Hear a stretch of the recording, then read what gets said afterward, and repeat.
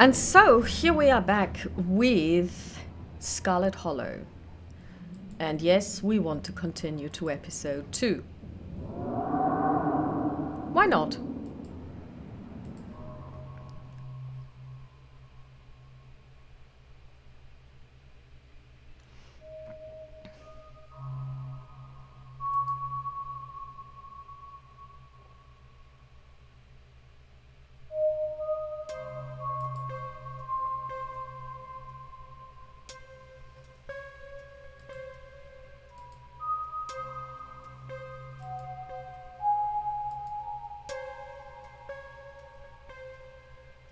This is Dustin, the little opossum we found camping out in our chest of drawers, and we've made him a little nest. This is Stella and Avery. Avery works in the cafe where where Stella took us on our, well, I suppose, first date, as it turns out.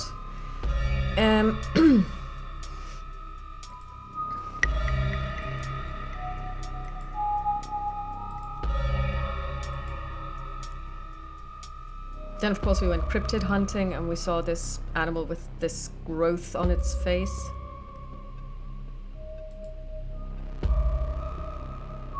This is Duke.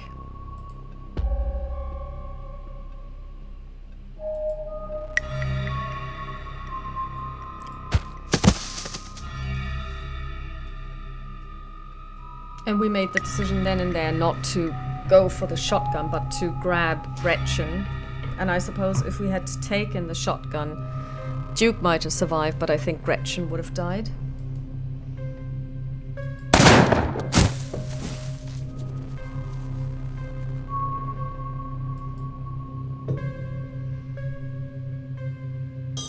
Wayne, we don't know who he is. We know that he seems to be working in the mine, and Kanika's mother, Sybil, has told us... Oh, by the way, she's named Sybil, which is the name of a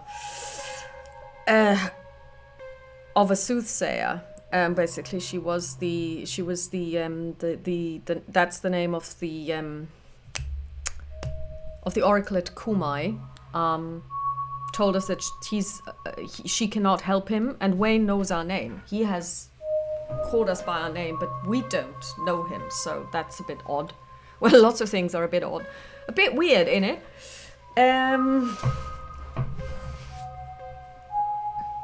So, we will see. So that's Sybil on the left, her daughter Kanika in the middle, and Stella and Gretchen. And basically Sybil has watched the video footage that Stella has shot, and she has seen the so-called... she recognizes the creatures as ditchlings and says that they're a bad omen, and if there are so many in one place, it means that something really terrible is going to happen.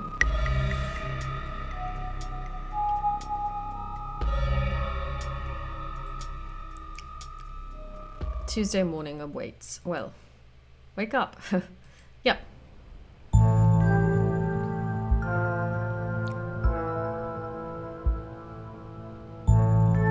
It's a lovely room.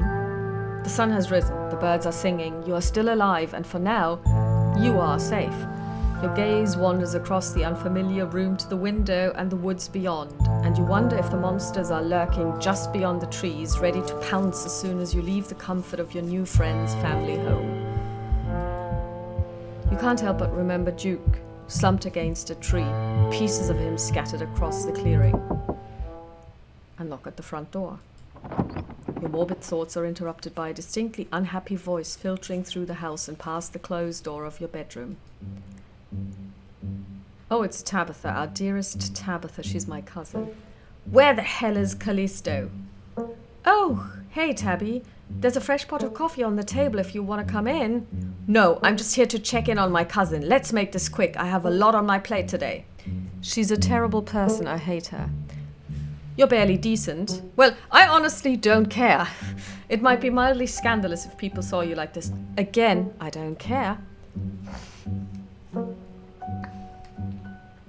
Saunter out half-clothed. You might not be fully decent, but you're not about to let that stop you from being a part of this conversation. Hell yeah. I mean, My aunt has been spreading wild rumors about me. God knows what she's been telling people, although she's never met me, so I might as well live up to my bad reputation. I've had it. Ugh, put some clothes on. Morning, how did you sleep? That's how you know who your friends are. Gretchen excitedly looks at you and wiggles her tail. I simply must say what a joy it is to see you and see that you are finally up.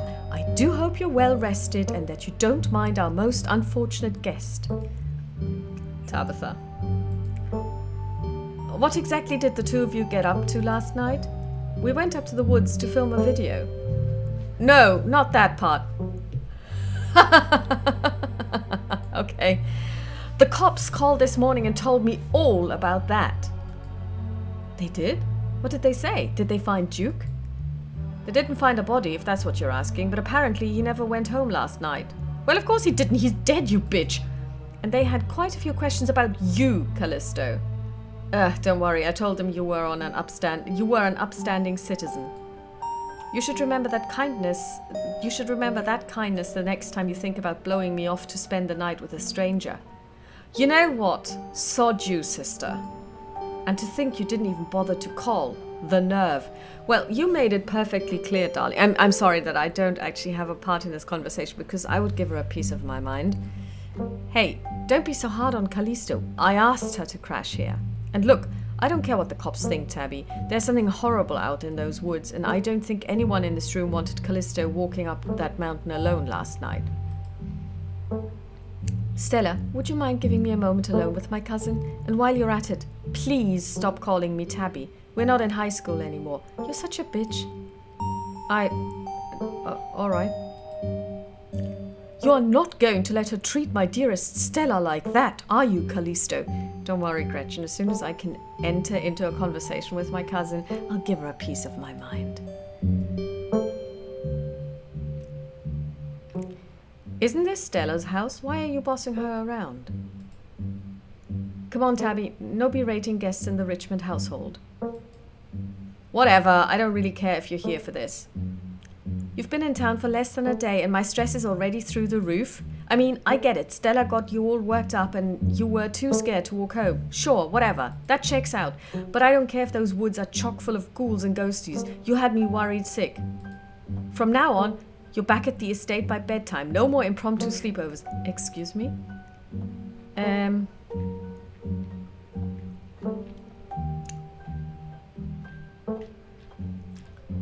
You're not my boss.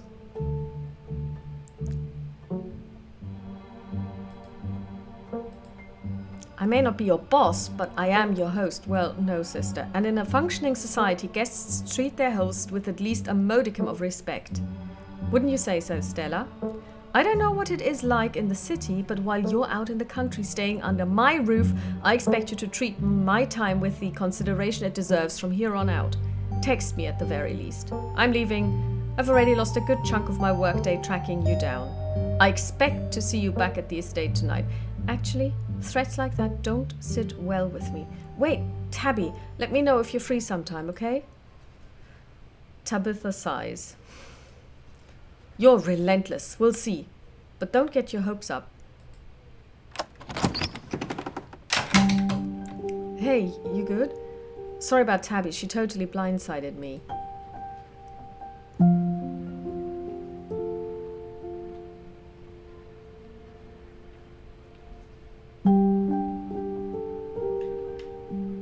You shouldn't let Tabitha treat you like that. Thanks. It's, complicated, you know. Well, I can guess. It sucks that this was probably the longest interaction I've had with her since high school. How are you holding up, though? That was rough.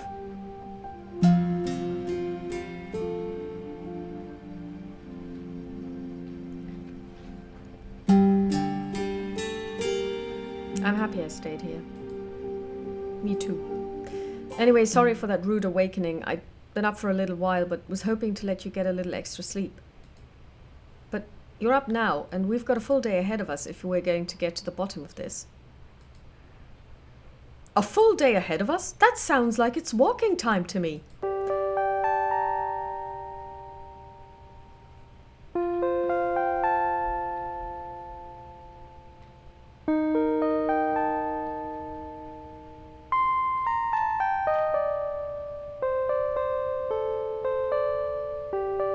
Hard agree. I've been itching to get to the library. Yes, I have, because I really want to take part in this bookathon. Awesome! Because that's exactly where we're heading. It sounds like Kanika's already there too.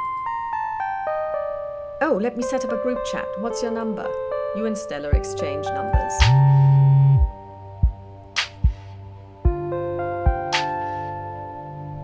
A text message from Stella to you and Kanika reads, group chat. Hopefully we can find out more about ditchlings from some of the older books, local books there. I've also got a couple of threads cooking up on my cryptic forums, but who knows if that'll pan out. Anyway, daylight's burning, so let's roll out as soon as you've finished getting dressed. Oh yeah. Can I eat first? Oh, don't worry about it. I've packed all sorts of snacks for the day, and Oscar totally won't mind if we eat at the library. That guy is great. All right. Get dressed and head into town. So this is actually the town, or parts of it. The walk to town was short. Stella's house is barely a stone's throw from what remains of Scarlet Hollow's once bustling main street. You shudder as you stare down the thoroughfare, both from the chill in the morning air and the all-too-present memories of everything you witnessed last night. You see that building labeled Town Hall? That's actually the library. Well, it's also the town hall, but that's just a small upstairs office nowadays. I guess this town's not what it used to be. That and our mayor's really into going on walks. I think there's actually going to be a meet and greet later this week. Could be just a pick-me-up we need, what with everything that's been going on. And I also want to do this readathon. Stella may be fond of him, but I certainly did not vote for that beast.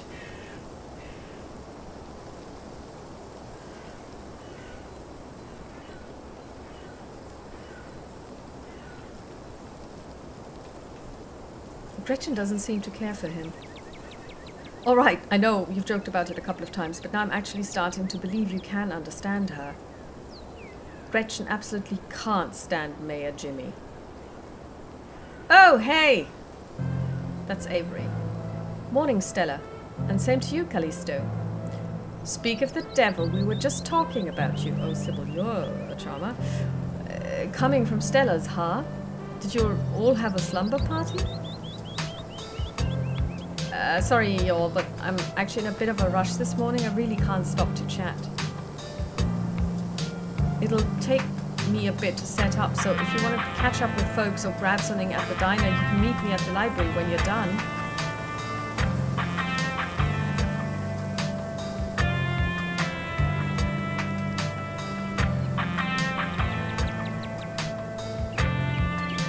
Now, getting an early start seems important. I really want to kind of, Cool. That works for me. See you later, Avery. Bye, Mrs. Forsyth. You and Stella enter the former town hall. Oh, look at that picture. That must have been some kind of mining accident. And there's a cat. Reading adventure. Yeah, that's what we were talking about. That's what I was referring to from the first episode, that they were having this kind of like readathon thing. What once must have been a stately foyer has since been converted into rows of shelves. Meeting rooms and offices long ago gave way to assorted reference collections and reading areas. This is a good place. Kanika quietly waves at you and Stella from her table. Oh, there she is at the back. All right, let's get settled. Hey, you all look tired. Yeah, it's not what you think. My goodness, whatever happened to common decency? You can't go around telling somebody they look unwell. You look marvelous, Callisto.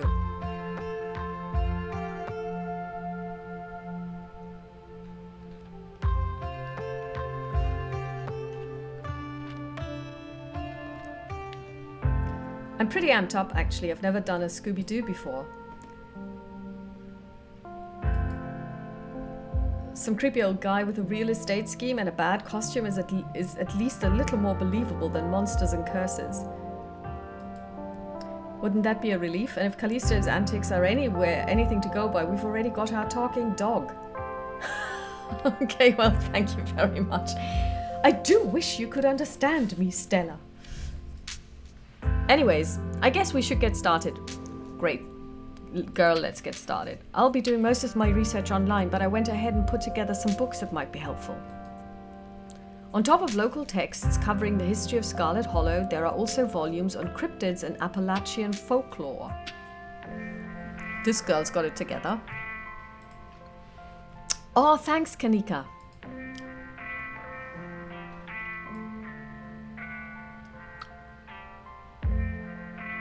I thought you didn't believe in supernatural stuff, Kanika. What's with all the folklore?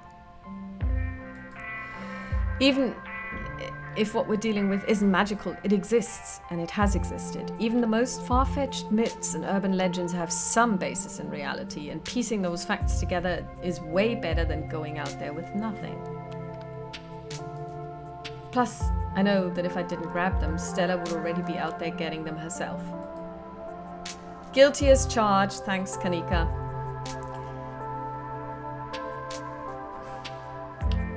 Hey, strangers. I hope this is the library guy because I like him already. And literal stranger. Your library is incredible. I can't imagine how much work you have to put into maintaining this sort of collection. Oh, thank you. Hey, Oscar. This is Callisto. You know, Tabby's cousin? Oh, I should have known you were a Scarlet. You look so much like Vivian. Not that I knew her very well. I was still a little kid when she left. But that Scarlet resemblance is, strong. I'm Oscar Gutierrez, Chief Librarian and only librarian. Oscar's amazing. He practically built this library from scratch. Yeah, I'm a little jealous of what the kids around here get to grow up with. They don't know how good they have it. Back when I was in elementary school, all the library had was a couple of shelves of boring books donated by old people. You're all too kind, but speaking of kids, have either of you seen Rosalina around town? I don't think so. I don't want to be a helicopter dad, but she hasn't been answering my texts, and I wanted to make sure she's not getting into trouble out there. You know, the crowd she hangs around with? They're good kids at heart, I'm sure, but they're just up at the old Maxwell place doing teen stuff. I went there plenty of times in my day, but I'll be sure to keep my eyes peeled. I went up there plenty of times in my day, but I'll be sure to keep my eyes peeled. What's the old Maxwell place? It's this great old abandoned spot. We used to hang out there when we were teens. I can't believe I used to be so reckless. The floors were there were like Swiss cheese. I should really have a talk with Rosalina when she gets home. I say nothing. You say nothing and let the others talk. You might not want her to let her run off like that anymore, though. It's not as safe as it usually is around here.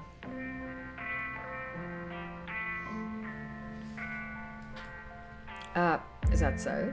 Kanika's right, there's some weird stuff going on out in the woods. That's actually why we came in today. Have you ever heard of creatures called ditchlings? They're a type of cryptid that shows up around places on the brink of a disaster. They kind of look like if the Pillsbury Doughboy was a creepypasta. Kanika's mom told us about them last night after seeing some footage we got in the woods. Ditchlings? Oof. No, doesn't ring a bell. Dang. Well, it was worth a shot. Okay, so if you were, say, trying to predict a horrible disaster that might befall our town, where would you start looking? Well, they say history repeats itself, so I'd probably try and figure out what sort of disasters this region typically falls prey to.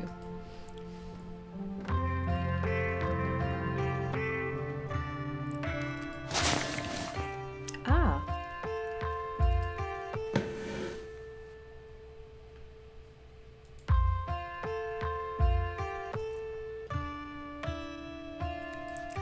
Okay.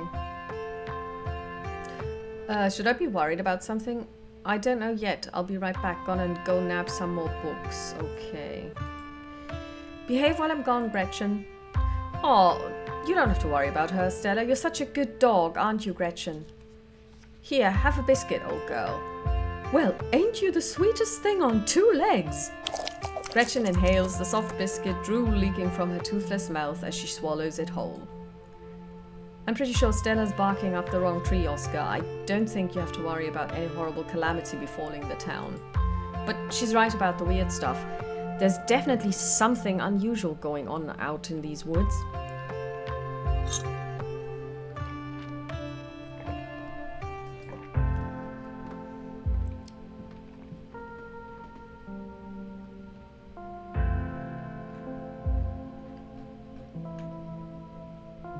It's nothing that we can't get to the bottom of.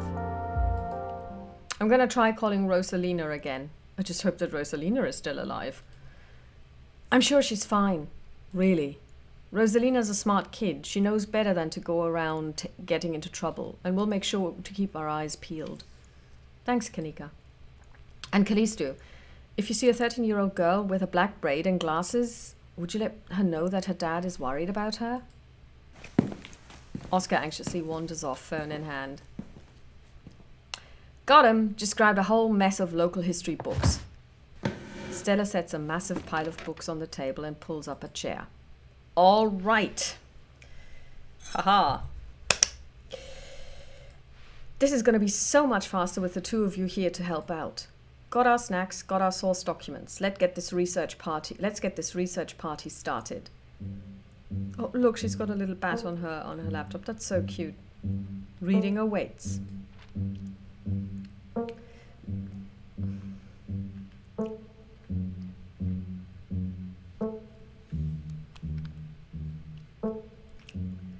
I'm going to look at Veins of Scarlet, a history of Scarlet Hollow coal mines. Forced into retirement at age 50 due to war injury from his time in the Indian Wars, exacerbated by his short stint serving as a captain in the Confederacy, Silas Scarlet also lost his eldest two sons to the bloodiest of wars, leaving his third eldest son, Andrew Jackson Scarlet, to take charge of the mine. Under his leadership, the mine prospered, and undoubtedly in part due to the growth of the railroad industry. Managed to evade the coal union for decades, making them one of the most profitable mines in the country. Andrew Scarlet built the surrounding town into what it is today, with expensive stone buildings, a bustling main street, and overseeing it all, the elegant Scarlet estate that was, until 1889, the largest and finest feat of architecture in the region, culminating in the tragic collapse of 1918. It was found that Charles Shaw, the co-manager of the mine, had loosened security measures to increase production during World War I, resulting in a fatal collapse and the deaths of over 160 men and boys, some as young as 10. The casualties included Andrew Jackson Scarlet's son, Theodore, his brother, Enoch V. Enoch V. Scarlet, who had taken over for their aging father during the bustle of the war, managed to pull the mine from the brink of ruin, thereby saving the town. So this is how a family made its fortune. Oh, these are all my ancestors. Great. Let's take a look at the Appalachian folk monsters.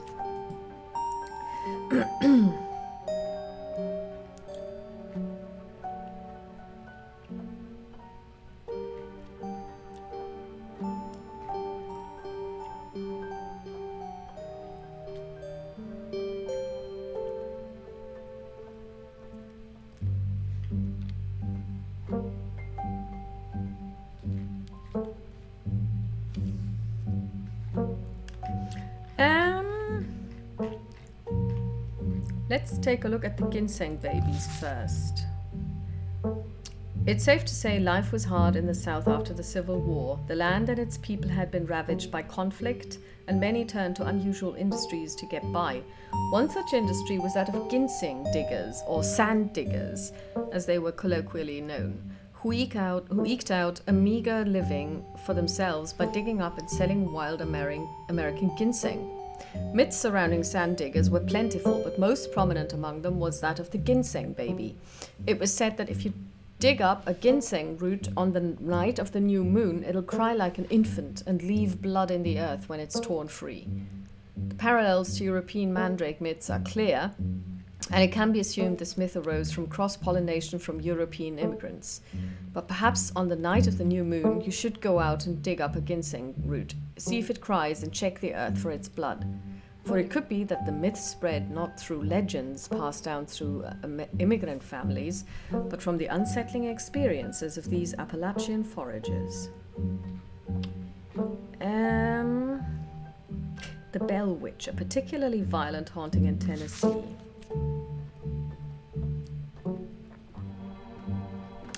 One of the most famous hauntings in North American history, the Bell Witch was a strange entity that plagued the citizens of the Red River region of Tennessee in the early 1800s. Many strange phenomena have been attributed to the witch through the years, but the most famous was the haunting of the Bell family. It started out as a fairly typical haunting, with unnatural sounds echoing through the house after sundown, and the appearance of a strange mammal that no one could identify or capture. Unlike other hauntings, though, these acts quickly escalated to attacks on the family, and in particular the daughter, Elizabeth Bell. She was constantly covered in bruises from the spirit's abuse. Oh, terrible. The spirit could frequently be heard speaking through the walls with its disembodied voice, mocking the family and any visitors, and it eventually escalated to giving full-blown hallucinations to those dwelling in the Bell house. Though this haunting ended in the early 1800s, its activity continued in the region for many decades. It could be that the entity known as the Bell Witch may still dwell in the Red River region to this day. Hopkinsville goblins, small silvery creatures that besieged a farm in Kentucky. The Hopkinsville goblin case was a supposed close encounter with extraterrestrials in the 1950s near Hopkinsville, Kentucky. During the incident, 5 adults and 7 children arrived at the local police station, claiming that a group of small chrome creatures had besieged their farmhouse for hours. When police arrived on the scene, they found bullet holes and spent shells, but little else in the way of evidence. Skeptics suggested that the family had simply misidentified a group of great horned owls. I could see that. Even so, the incident remains one of the most thoroughly corroborated and documented cases of extraterrestrial contact. Wampus cat. A large cat-like creature. Often linked to the Cherokee legend, some cite the Wampus cat as originating with the story of a woman who sought vengeance against a monstrous cat demon for driving her husband mad. She hunted it down and, by wearing a bobcat mask, tricked it into using its own vile magic on itself, freeing the people of the region from its evil. Others say the creature comes from the story of a woman who wore the pelt of a wild cat to witness forbidden hunting rites. The hunters of her village gathered to perform the rites, and she watched in secret from underneath the cat's pelt, but was soon discovered. For her indiscretion, she was fused with the pelt and transformed into a creature that was neither human nor cat, forced to wander the wilderness alone, feared by all. Her calls are those of great sadness and serve as a warning to anyone who dares go against tradition.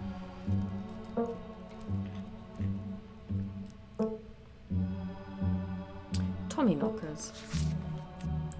Tommyknockers originated in Cornish mythology, spreading to the United States when Cornish immigrants began working in Appalachian mines. They're named for the knocking that can be heard from seemingly within the walls before a cave-in. According to some, the knocking serves as a benevolent warning. Others believe that the creatures take stolen hammers to the supports of mines and collapse them on whoever is unfortunate enough to still be inside.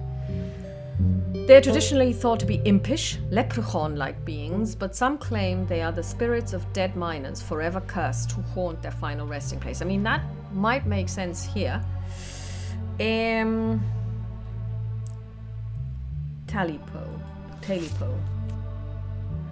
There was a hunter who lived in a tiny cabin in the middle of the woods, all alone with his hunting dog. One night, after a particularly bad week of hunting, both their stomachs empty, the hunter spied something out of the corner of his eye. Some small creature had gotten into the cabin through a hole, and before he could even figure out what it was, he'd drawn his gun and fired at the thing, his hunger guiding his actions. But it was quick and ran back through its hidey hole and out of sight, leaving only its long black tail shot off by the hunter's rifle. "Guess this'll have to do," he said to his dog, threw the tail in a pot to cook a soup. He and his dog ate well that night, the tale filling them both up. The hunter crawled into bed, satisfied, and his dog curled up at his feet.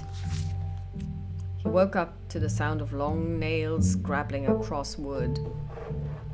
His dog was nowhere in sight, only a rumpled spot on the covers where he'd been, and in the gloom he saw two big yellow eyes staring right at him. "I want my taily po," a hoarse voice croaked from the darkness. "Go away!" he screamed at the thing. But it stepped closer to him, still shrouded in darkness, the sound of long claws dragging across hardwood accompanying its movements. "I want my taily po," the creature growled again. "I'll get my dog after you," the hunter squeaked, his voice catching in his throat with fear. But there was no dog to be seen. "I want my taily po." Before the hunter could so much as scream, the creature leapt from the darkness, long claws stretched out towards the hunter. No one is sure what the creature did to him that night, but the next morning, all that remained of the hunter, his dog, and this cabin was a chimney standing alone in the woods. I've actually seen chimneys like this standing, with nothing else around.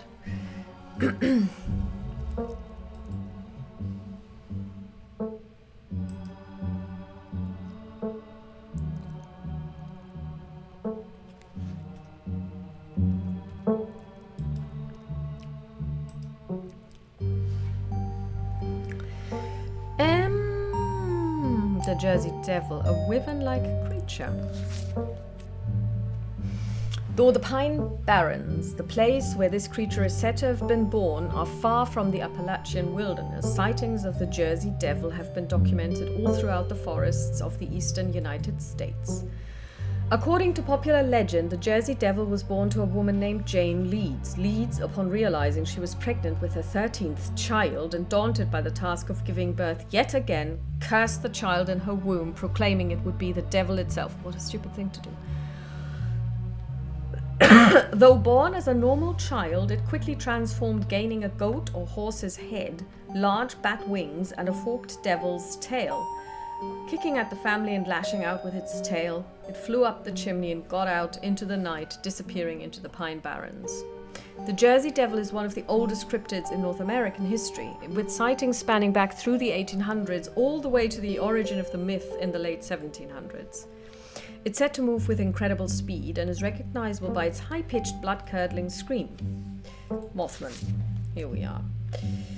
The Mothman is a large flying creature generally described as humanoid with glowing red eyes. It was first spotted by a couple in West Virginia in the mid-1960s and was encountered in the region several more times in the following years.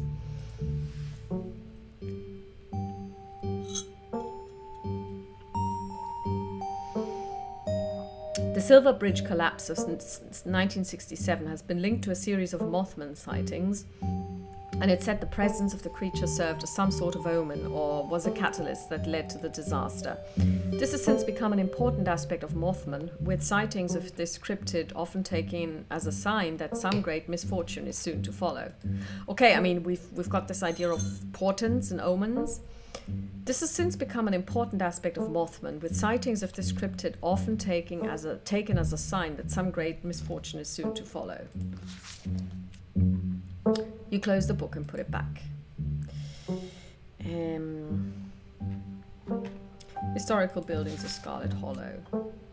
Just the thought of reading a book like this would probably put most people to sleep, but you've got a mystery to solve, and to solve it you need to know everything there is to know about this town.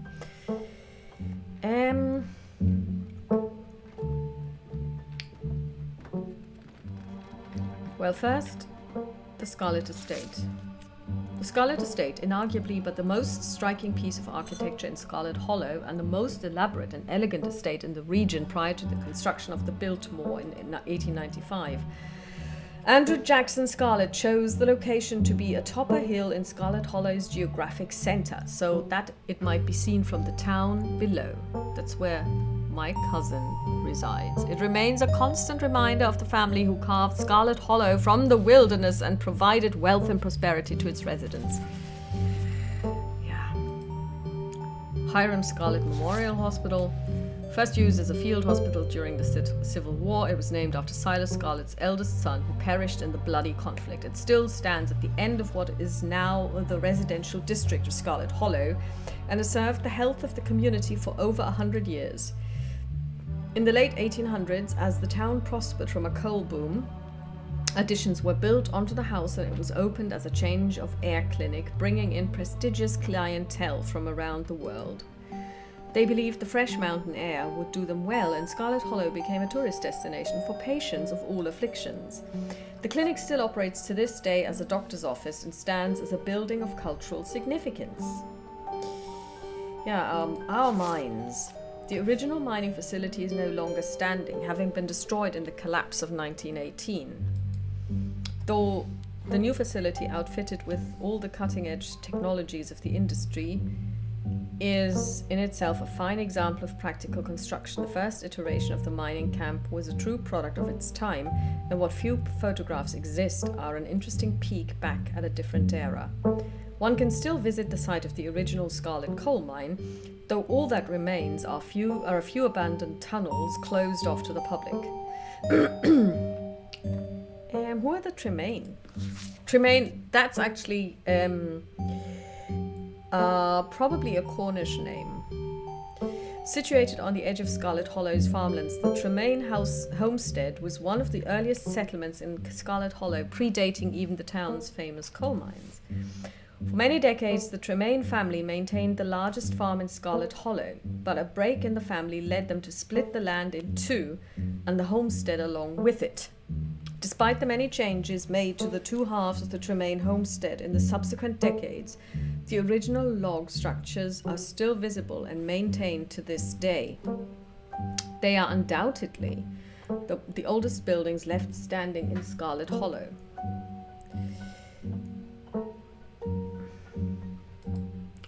The Scarlet Hollow First Baptist Church.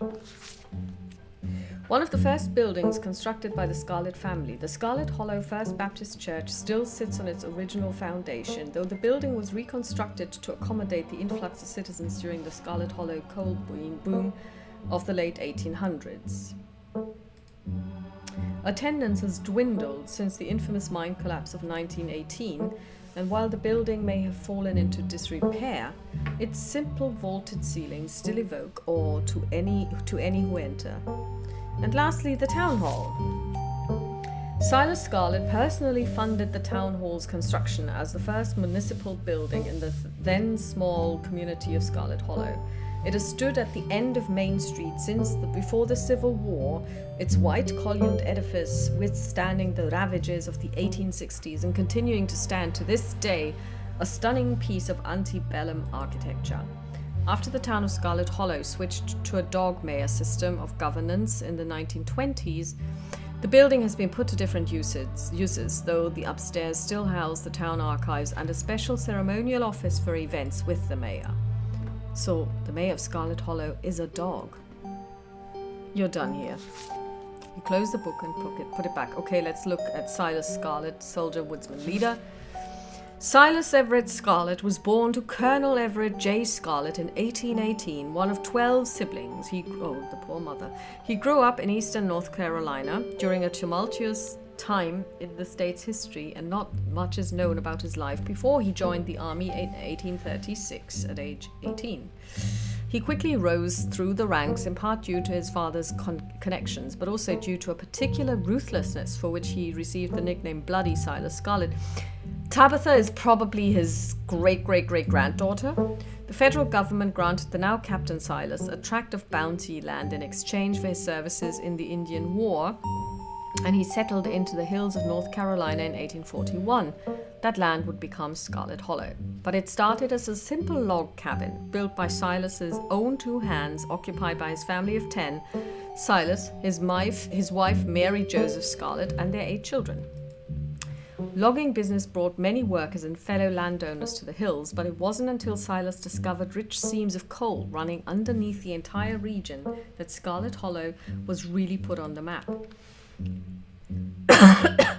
He saved what he could and bought the surrounding hillside at a great discount, cleverly hiding what he knew about the land's true value: Thus, he had all the resources to found Scarlet Hollow's now famous coal mine.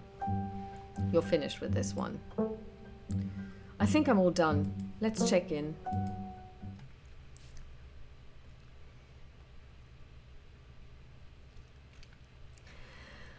Alright, if we're going with what Kanika's mum told us last night, I think we can rule out any natural disasters as what brought the ditchlings here.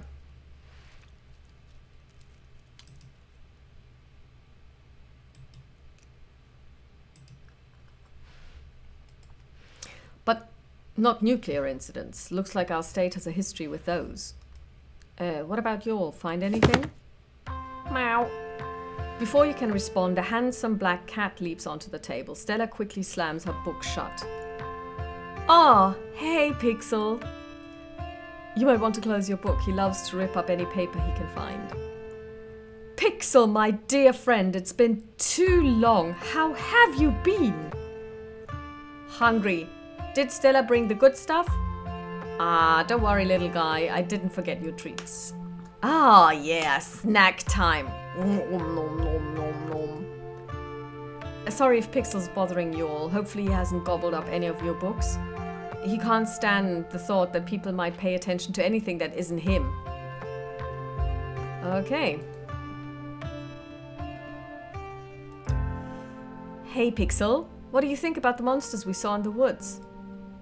I'm an indoor cat. I don't know anything about no woods. I just hang out in the library, especially now that our house got haunted. Wait, your house is haunted? What? Hey, how did you know? What? Pixel told me. Callisto's either psychic or she can talk to animals, but either way, it's a very long story. No comment. We've been living in the library for a little bit. It's been great. Way more snacks, way more scritches. Except sometimes there's too much scritches. Hold up. What kind of haunting are we talking about here? Unexplained noises? Objects appearing in strange and unfamiliar places? Oh, Oscar, don't get her hopes up like that. No, nothing like that. Sorry. The floor in my bedroom just keeps seeping blood. And I've seen a strange figure in the hallway a couple of times. Wait, you've seen a full body apparition? Can I see it? Stella, it's probably just a dirty pipe or something. Well, that would explain maybe the seeping of the blood, but a full body apparition, sister, that's something entirely different. But what if it's a ghost?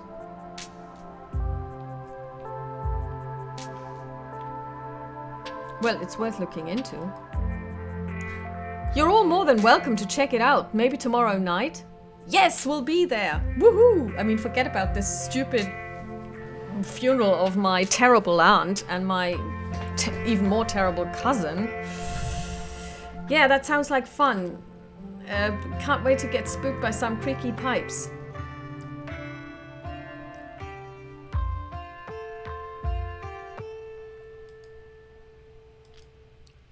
The cat curls up on the table, fast asleep. All right, I'd better get back to shelving. Let me know if you'll need anything, okay? All right.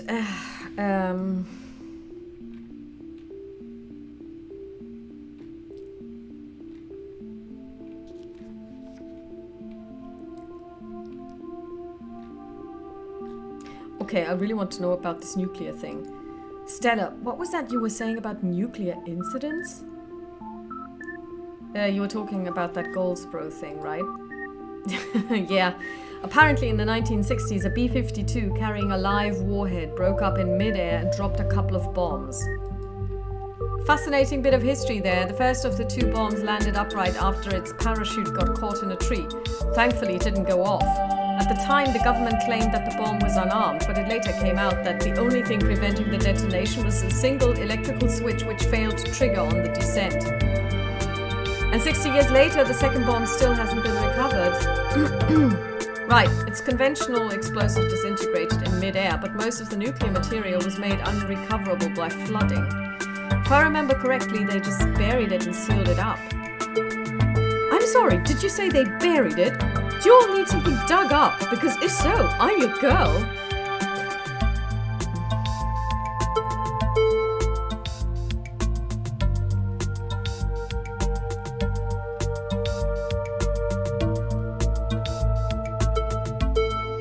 If the bomb is somewhere else, why would there be so many ditchlings here? Yeah, Goldsboro is about 400 miles or so from here. Not that we should be looking too hard at the disaster angle. Whatever those creatures are, they're biological. Look, you never know with that radiation. Well, we actually do know quite a bit. It just melts you. It doesn't make monsters. Well, actually, darling, it can lead to mutations that can again, in turn, lead to other things. And a 60-year-old bomb isn't going to explode on its own hundreds of miles away and kill us here. You never know. There could always be a whole underground society of bomb-worshipping mutants just waiting to blow it up. I've missed this. Let's talk about historical buildings of Scarlet Hollow. Any luck with Rosalina? Do you think there's a cult here?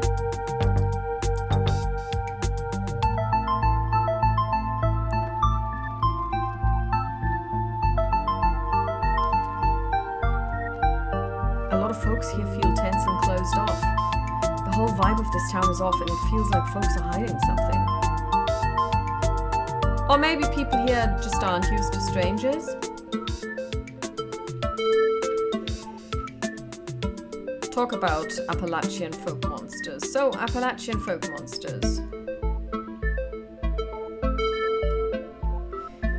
Hopkinsville goblins were silvery, small, and traveled in a pack. There's a lot of similarities to ditchlings here. Those are 100% confirmed aliens, though. Unless the Hopkinsville goblins were just a couple of owls some drunk farmer saw at 3 a.m. They're not aliens, and before you say it, no, ditchlings aren't aliens either. It doesn't matter if either of them are aliens.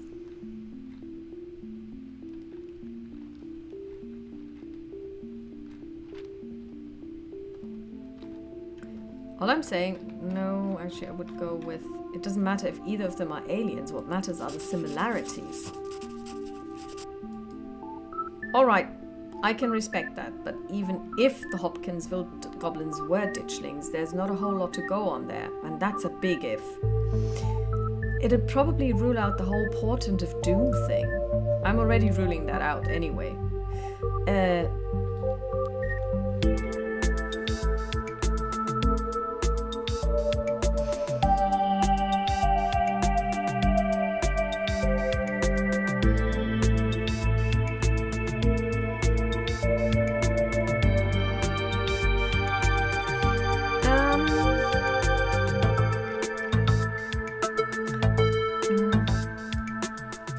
Wonka's cats kind of sound like they could be mountain lions, voiced like a crying woman, out somewhere between person-sized and cat-sized.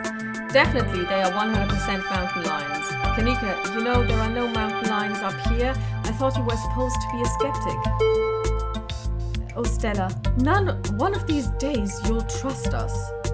But the myths are old, right? Mountain lions didn't go extinct in the Appalachians that long ago. Those legends just haven't died off yet. Almost every cryptid that can be tracked down to either a hoax or something getting confused about a perfectly normal animal, sometimes both. Bigfoot, for instance, started as a prank. Then folks saw bears walking around on their hind legs and got freaked out, and now here we are. You'd eat those words when I get the first clear footage of a Bigfoot. If you manage that, I will print out a piece of paper that says, Bigfoot isn't real, and literally eat it. I promise. I'm holding you to it.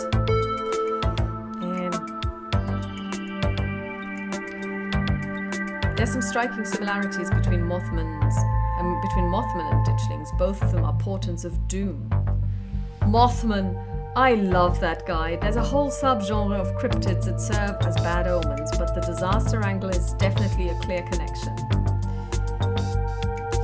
Maybe Mothman is what happens when a ditchling is all grown up. But they're already reproducing, and they don't have wings, and they're pale and blobby. They have a certain caterpillar vibe to them, don't they? Why am I even engaging with you on this? Portents of doom aren't real.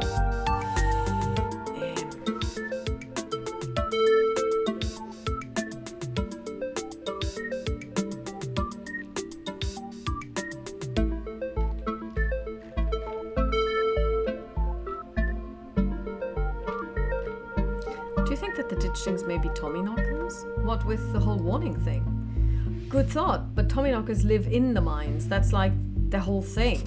I'm gonna write it down though. Tommyknockers are literally just the sounds that happen when a bunch of rocks and wood are about to collapse. Oh, is that so? That's interesting. Are they? Or are they the sound of mysterious creatures pounding on the rocks and support beams with hammers to cause a collapse?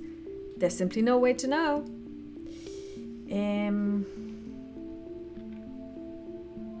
I wonder if there are any parallels between the Bell Witch and whatever is haunting Oscar's house. That's a thought. We can circle back on that tomorrow. Please, for my own sanity, let's stay focused on just the one paranormal incident. Which is why we're circling back on it tomorrow, Kanika. Why is the Jersey Devil even in this book? The Pine Barrens are specifically not in Appalachia. Because he's cool. The Jersey Devil is like the granddaddy of North American cryptids, and it's kind of close to Appalachia. Back when I was a kid, I always wanted one as a pet. Really? Stella, that beast would tear you to shreds. I am all the pet you need. My mum used to tell me the Taily-Poo story. I totally forgotten about it. I can't believe I forgot that one. It scared me so bad. I didn't eat soup for years. I thought a monster might try and dig it out of my stomach if I did. I love that one.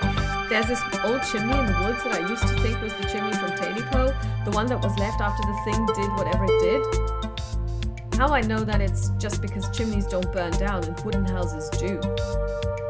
Well, that doesn't mean it's not the chimney from Taily-Poo. I've camped out there a couple of times and seen some pretty spooky stuff. Oh yeah, I watched that video. You saw raccoons. You're gonna get rabies one of these days chasing after wildlife like that. What can I say? I like to live on the edge.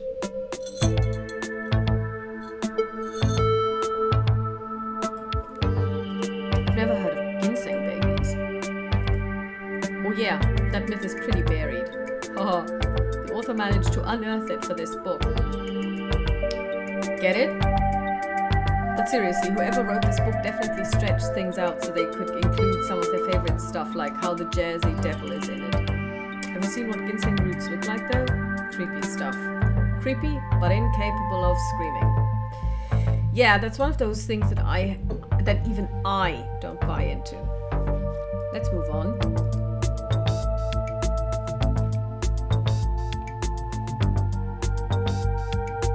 Do you think Wayne factors into any of this? That creep who keeps coming around to my mum's tea room? He snuck up on us last night and called out Callisto by name. Yeah, there's definitely something wrong with him. Maybe he's sick. Maybe that has something to do with what you saw in the woods. I don't know. I'd buy it. Any luck with Rosalina? Not yet. I knew a team would be a handful, but I didn't think it would happen overnight. I'll probably head out once we're all done and check in on her as her usual haunts. Let's talk about historical buildings of Scarlet Hollow. Oh my god, you read that?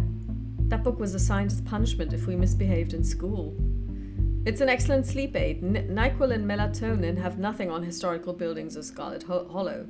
Rumor has it nobody has read it from cover to cover. You guys are missing out. That's one of my favorite books here. Such rich history. Guess we're just kindred spirits, Callisto.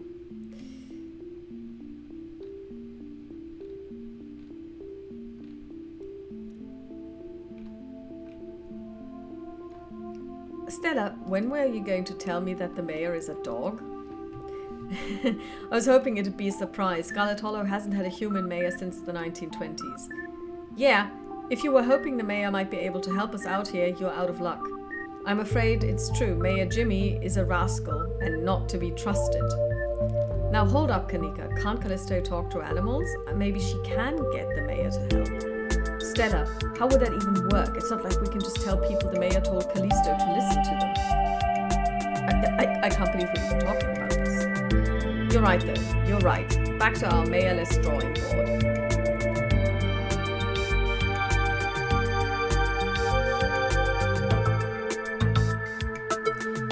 The Tremaine homestead seems to be the only thing here that doesn't have the Scarlet name stamped on it. Yeah, I think they've been around these parts even longer than your family, though. They're the Tremaines and the Calloways now. They literally split their farmhouse in half over that schism. Duke, rest his soul, was one of the last 2 Calloways left, so I guess it's just down to Bo now. I can't imagine what he's going through right now. What happened to the estate? At some point, the hill it was built on started to fall apart, and I think it's pretty stable at this point, though. Is it? Stella, you've seen the place. And half of it is still mostly oaky. About the coal mines. Kanika visibly shudders. I get cold sweats thinking about being in a place like that. I feel for the guys who work up there. I could never. Speak for yourself. I love a good crevasse. What happened after the mine collapse? The book just kind of glosses over that. There was a union for a little bit, but it didn't last. There's not a whole lot written about the past century here. Yeah, the Scarlet Hollow mine isn't exactly the most ethically run business. No offense or anything, I'm sure Tabby runs the mines better than Charles Shaw did. Still hasn't let the union in, though. There's a reason she and I don't talk.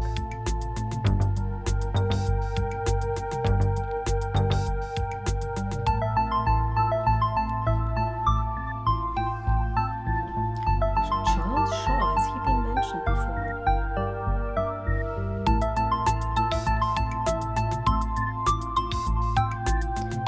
What if there's something toxic in the mines poisoning the town? Wayne seems sick. Honestly, that sounds like one of the most plausible explanations we've had so far. What about the ditchlings? I don't know, maybe there are some sort of parasite down in the mines? Maybe it infected Wayne and maybe Wayne infected the local wildlife? Yeah, I guess that could work.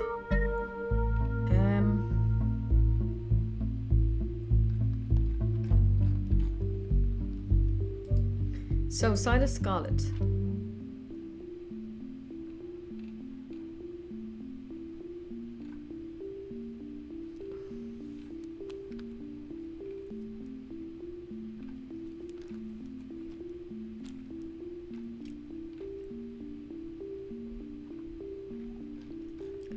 Do you think the ditchlings are here for retribution?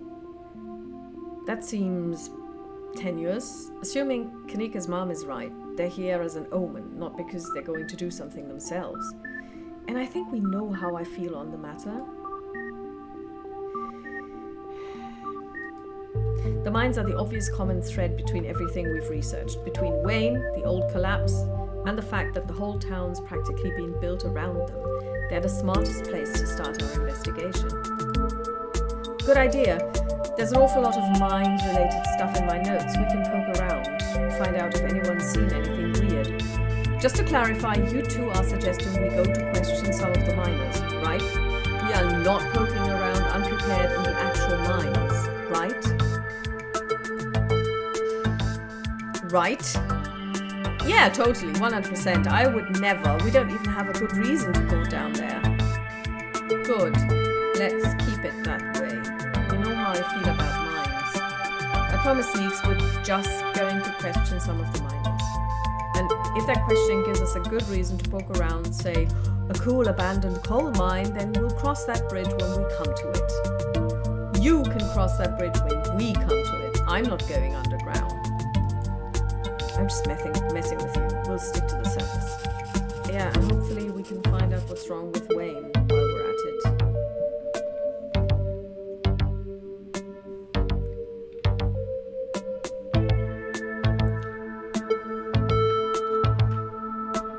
No, maybe. Awesome, let's roll. Look at us going out in a caper together. I miss this. I missed it too, Kanika says. A mean, sure, it's not under the best circumstances, but I've been so wrapped up in running the store, I didn't realize how much I missed being able to hang out with you. Though, there is something missing. Reese! I really miss that dude. I can't believe how long it's been since we've seen each other. Have you seen him lately? No, I've tried to plan stuff, but he's been too sick. I didn't realize it was getting so bad, that poor guy. You know, we could just pop over and surprise him. He seemed excited to meet Callisto. Maybe we'll finally get him to leave his little cave. Hell yeah, let's do it.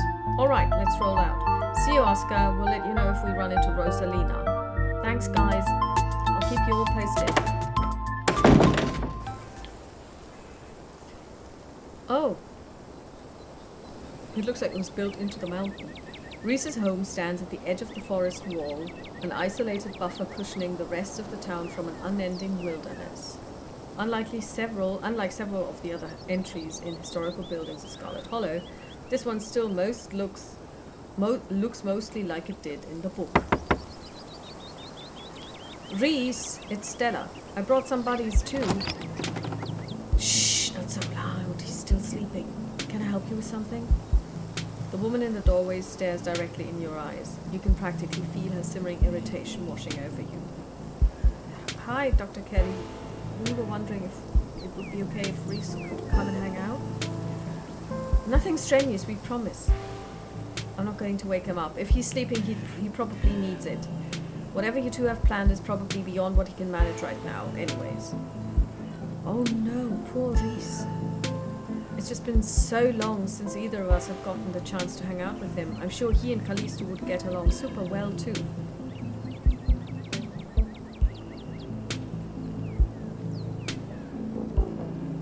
Hi, I'm Callisto, Vivian's kid. I know who you are. The way she avoids looking at you as she speaks makes you feel like you've done something wrong, even though you're pretty sure you've done nothing wrong at all.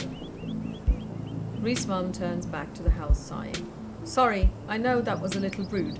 You just want to hang out with Reese, and he misses both of you too. She sighs again as if deciding whether to finish her thought. He's usually feeling his best around mid-afternoon. Why don't you come over tomorrow? We can have some supper and you can all hang out for a bit. I don't promise that he'll be perky, but I'm sure it'll brighten his spirits to see you two again. And I suppose you can come too, Callisto. That would be great. I can bring a side dish, maybe deviled eggs. Does he still eat those? No, eggs are a little much for him. They don't settle well. You can leave the cooking to me. I know what he can handle. Okay, I'll bring soda then. That's not... Okay, yes, fine, you can bring soda. Nothing with caffeine. Ginger ale, preferably. Oh, and leave the dog at home. She might cheer him up. You know, they have those therapy dogs in hospital. No dogs. Why? I never. The absolute gall. Thanks so much, Dr. Kelly. We'll stop bothering you now. See you later. Dr. Kelly nods in acknowledgement and quickly shuts the door. The sound of several locks clicking into place can be heard from within. Uh-huh.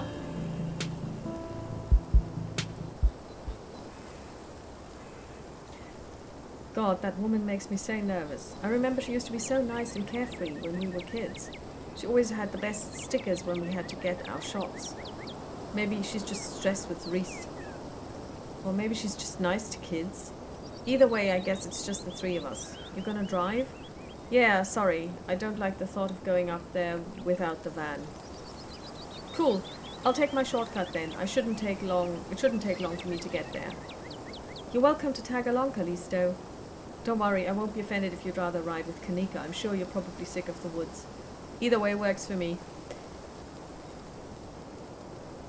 Walk with Stella. I'll walk with Stella. We'll meet you there. The woods are calm and serene compared to last night, though you can't help but get the feeling that danger lurks just beyond the trees. Hey! Thanks for coming along with us, with Gretchen and me, I mean. I hope I haven't seemed too cold about everything that happened last night. The truth is that I'm barely keeping myself together. I just don't know how to let it out. You died out there last night, and I can't stop thinking that it might have been my fault. If only I died for that flashlight. If only I didn't drag you along into the woods. Stella, whatever happened last night, you did nothing wrong. I just wish you could understand that. She's such a good girl. Stella pauses, searching for what to say. It's like there's this guilt boiling under my skin. The only way I can process what happened is by turning off the part of me that feels things.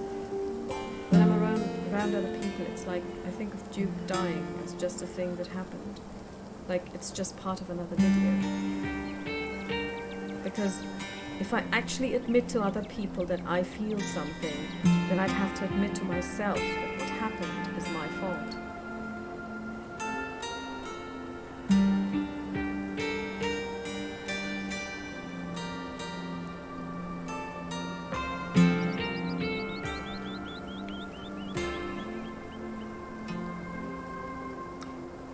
What happened happened. And we can question our decisions and blame ourselves for what happened until the cows come home. Or we can move forward. Together. Thanks, Callisto, you're right. I should be better at taking my own advice. I'm glad we could talk about this, though. I can't imagine what it'd be like to go through something like last night alone.